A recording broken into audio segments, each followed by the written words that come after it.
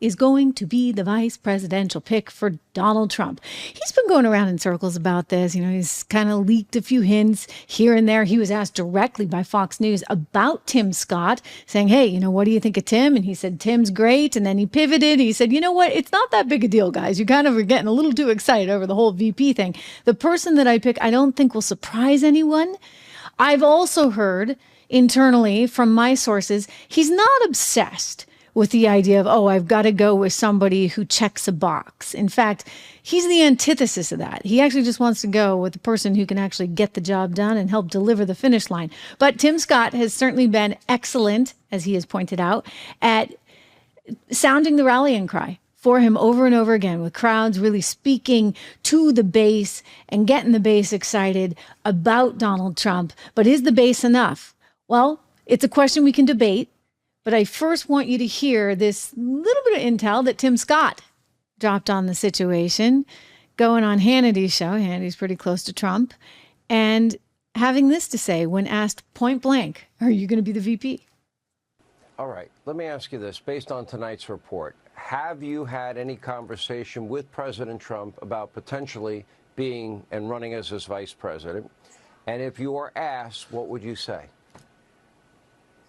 There's no doubt that President Trump will make that decision, I believe, before the convention. I have not had any specific conversation with the president. I can tell you one thing, whatever it takes for President Donald Trump to have 4 more years, whatever it takes to restore sanity in the streets of America, count me in, Sean. You're a patriot. I'm a patriot. I love America. I'm not possible in any other country on the planet except for the city on the hill. That's America. All right, the shine. All right, he made it very clear that he's all in. I would take that as a yes. Would you not take that as a yes? In other words, if he is asked, he will meet that opportunity. He's ready for the job. He wants to do whatever it takes to help this country, to help Donald Trump win another 4 years. So put Tim Scott in the yes column. He wants the gig. Who else is out there, though? You know, I've mentioned a few sort of off the beaten track names. You know how much I like Byron Donald down in Florida, right? We've talked about Byron a lot, and Byron's been on the show. His only problem is he's from Florida. And so it creates, and Don will tell you this if he's in the chat right now, it creates kind of some issues in that you're not as likely to lock up some of those votes elsewhere. Nevada, that's very much in play, and he could use those electoral votes out in Nevada. So Ms. Nome, Governor Nome out in Nevada, she might be a possibility. Sort of that part of the country might be relevant. You've also got other contenders like New York, right? That's a lot of electoral votes that you could be talking about in New York.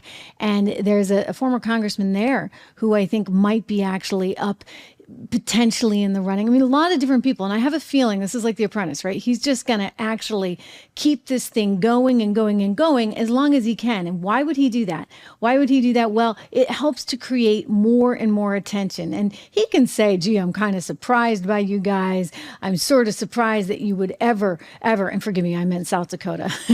You know, you take one day off and what happens? Kirsty Nome, of course, being from South Dakota, you know, you need the attention around this, but you know, he's got all the attention, frankly, I think, that he could possibly need. And